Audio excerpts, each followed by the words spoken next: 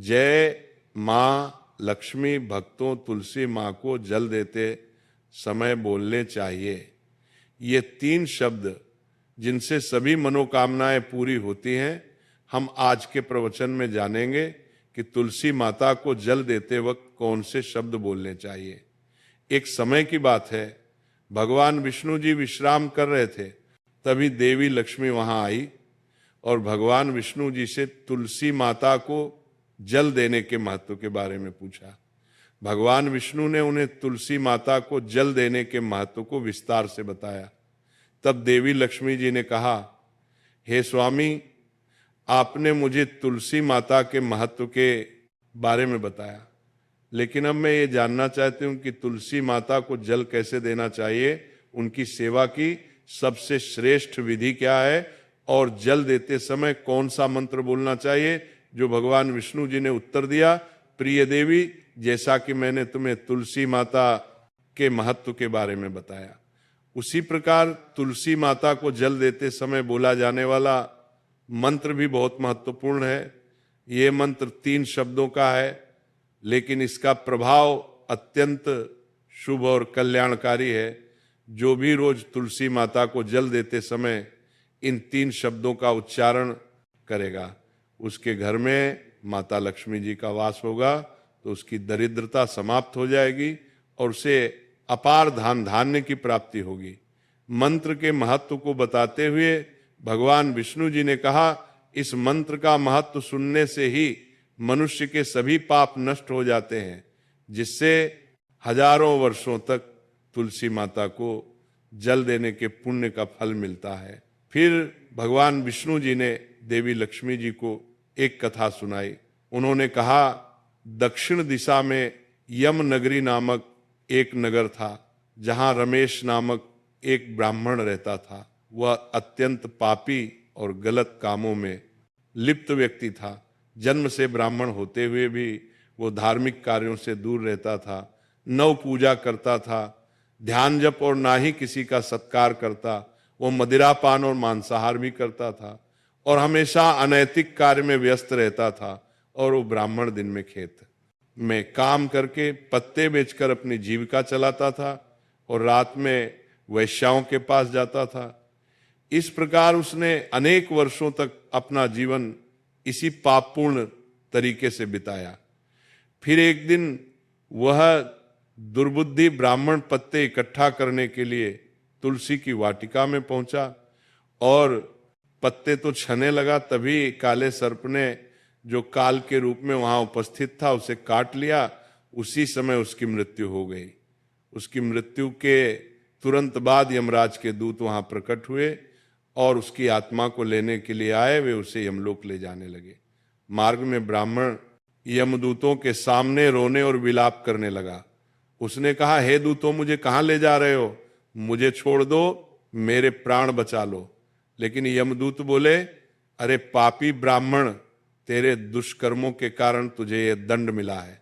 अब यमराज तुझे घोर नरक में डालेंगे यमलोक पहुंचने पर। चित्रगुप्त ने उसे ब्राह्मण का पूरा लेखा जोखा प्रस्तुत किया। उन्होंने कहा, हे धर्मराज, ब्राह्मण ने अपने पूरे जीवन में केवल पाप किए हैं, इसने कभी कोई पुण्य कार्य नहीं किया। धर्मराज ने दूतों से कहा, हे दूतों, इस घोर पापी ब्राह्मण को नरक में डाल दो, इसे अपने कर्मों का फल भोगना होगा। यमदूत उसे ब्राह्मण को नरक में ले गए और उसे भयंकर अग्नि में धकेल दिया। वो कई वर्षों तक नरक की यातनाएं सहता रहा। इसके बाद उसे अगले जन्म में बैल के रूप में जन्म मिला। बैल का शरीर पाकर उसने भारी बोझ उठाने का कार्य किया। उसका मालिक उससे दिन रात काम करवाता था। जब उसकी शक्ति समाप्त होने लगी तो मालिक ने उसे एक लंगड़े आदमी को बेच दिया। वह लंगड़ा आदमी उस बैल का उपयोग अपने बोझ उठाने के लिए करता था। बैल ने 8 वर्षों तक उसकी सेवा की। फिर एक दिन बैल लंगड़े आदमी को लेकर एक ऊंचे पर्वत पर चढ़ा। अधिक परिश्रम और थकान के कारण वो बैल मूर्छित होकर गिर पड़ा और अंतिम सांसें लेने लगा। वहां खड़े लोगों को उस बैल पर दया आ गई। उन्होंने उसके मुख में पानी डालने का प्रयास किया। उसी समय पुण्यात्मा व्यक्ति भी था, उसने अपने पुण्य का कुछ भाग उस बैल को दे दिया। इसे देखकर अन्य लोगों ने भी अपने पुण्य उसे देना शुरू कर दिया। उसी बीच में एक वैश्या भी खड़ी थी। सभी अपना पुण्य उस बैल को देकर उसका उद्धार करने का प्रयास कर रहे थे। ये देखकर उस वैश्या ने भी अपना पुण्य उसे बैल को दे दिया। कुछ देर बाद उस बैल की मृत्यु हो गई। फिर उस स्थान पर यमदूत आया और उस बैल के शरीर से उस ब्राह्मण की आत्मा को निकालकर यमलोक ले गए। यमलोक पहुंचने पर उसे यमदेव के सामने प्रस्तुत किया गया। चित्रगुप्त ने जब उसका लेखा जोखा देखा तो वे चकित रह गए। वैश्या के द्वारा दिए गए पुण्य के कारण उसके सभी जन्मों के पाप नष्ट हो चुके थे। यमदेव ने कहा, हे ब्राह्मण, उस वैश्या ने तुझे अपना पुण्य देकर तुझ पर बड़ा उपकार किया है। उसी के पुण्य के प्रभाव से तुम्हारे सभी पाप नष्ट हो गए हैं, इसलिए अब तुम्हें फिर से मनुष्य जन्म प्राप्त होगा। इस प्रकार वह ब्राह्मण पृथ्वी पर एक उत्तम ब्राह्मण कुल में जन्म लेता है। उस महापुण्य के प्रभाव से उसे अपने पूर्व जन्म की सारी बातें याद आने लगती हैं। जब वो बड़ा होता है तो उसे ये ध्यान आता है कि जब पिछले जन्म में जब वो बैल था तब एक वैश्या ने उसे अपना पुण्य दिया था। उसके मन में उस वैश्या के बारे में जानने की उत्सुकता जागती है। वह वैश्या का पता लगाकर उसके नगर में पहुंचता है। वहां वह वैश्या जो अब बूढ़ी हो चुकी थी उसे मिल जाती है। वह ब्राह्मण उसके सामने जाकर बार बार प्रणाम करता है और धन्यवाद देने लगता है। वैश्या उससे पूछती है, हे ब्राह्मण श्रेष्ठ, आप कौन है और किस कारण मुझे धन्यवाद दे रहे हैं? मैंने आपका कौन सा कार्य किया है जिसके लिए आप मुझे नमस्कार कर रहे हैं? तब ब्राह्मण कहता है, हे माँ, जब मैं वही बैल हूं जिसे तुमने अपना पुण्य देकर जीवन दान दिया था, अपने पाप कर्मों के कारण मुझे पिछले जन्म में बैल बनना पड़ा। उस पर्वत पर जब मैं अंतिम सांसें ले रहा था तब तुमने अपना पुण्य मुझे दे दिया था। उसी पुण्य के प्रभाव से ही आज मुझे फिर से मनुष्य जन्म मिला है और अपने पूर्व जन्म की सारी बातें याद हैं। किंतु हे माँ, मैं यहाँ ये जानने आया हूं कि तुमने मुझे कौन सा पुण्य दिया था जिससे मेरे सभी पाप नष्ट हो गए। मैं उस पुण्य के बारे में जानना चाहता हूं। तब वेश्या ने कहा, हे ब्राह्मण श्रेष्ठ, मैंने तो अपने जीवन में कोई पुण्य का कार्य नहीं किया है, पर मेरे घर में एक तोता है जो पिंजरे में रहकर हमेशा कुछ बोलता रहता है, जिसे सुनकर मेरा अंतःकरण पवित्र हो गया। वही मंत्र मैंने आपको पुण्य स्वरूप प्रदान किया। फिर वह वैश्य और ब्राह्मण उस तोते के पास गए और उससे पूछने लगे, हे सुख, तुम कौन सा मंत्र बोलते हो जिससे हमारे जीवन का उद्धार हुआ? यह मंत्र तुम्हें किसने सिखाया और इसका क्या अर्थ है? उस तोते ने अपने पूर्व जन्म का वृतांत सुनाना शुरू किया। वो बोला, हे ब्राह्मण श्रेष्ठ, जन्म पिछले जन्म में मैं ब्राह्मण था। मुझे अपने ज्ञान का बहुत घमंड था। मैंने कभी गुरुजनों का सम्मान नहीं किया, बल्कि उनका बार बार अपमान किया। अपने अहंकार के कारण मेरा स्वभाव क्रोधी और द्वेषपूर्ण हो गया। मैं सभी को तुच्छ समझने लगा और विद्वानों का भी अपमान करता था। कालांतर में मेरी मृत्यु हो गई और मुझे यमलोक ले जाया गया। पूज्य व्यक्तियों और गुरुजनों का अपमान करने के कारण मुझे तोते के कुल में जन्म लेना पड़ा। तोते के रूप में जन्म लेने के बाद छोटी अवस्था में ही मेरे माता पिता का साथ छूट गया। मैं अकेला पेड़ की डाल पर बैठकर रो रहा था। तभी कुछ मुनि उस मार्ग से जा रहे थे। उन्होंने मेरी दयनीय स्थिति देखी और मुझे अपने आश्रम ले आए। आश्रम में उन मुनियों ने मुझे एक सुंदर पिंजरे में रखा और मेरी देखभाल की वे मुझे प्रतिदिन भोजन कराते और मुझसे स्नेह करते थे। उस आश्रम में वे मुनि, उनकी पत्नियां और बच्चे प्रतिदिन तुलसी के पौधे को जल अर्पित करते और एक मंत्र का जाप करते थे। उनके मुख से बार बार मंत्र सुनकर मैंने उसे याद कर लिया। तब से मैं उसी मंत्र का जाप करता हूँ। मंत्र के प्रभाव से मेरे जीवन में सकारात्मक बदलाव आने लगे। मुझे अपने कर्मों का पश्चाताप हुआ और मेरी मृत्यु भी टल गई।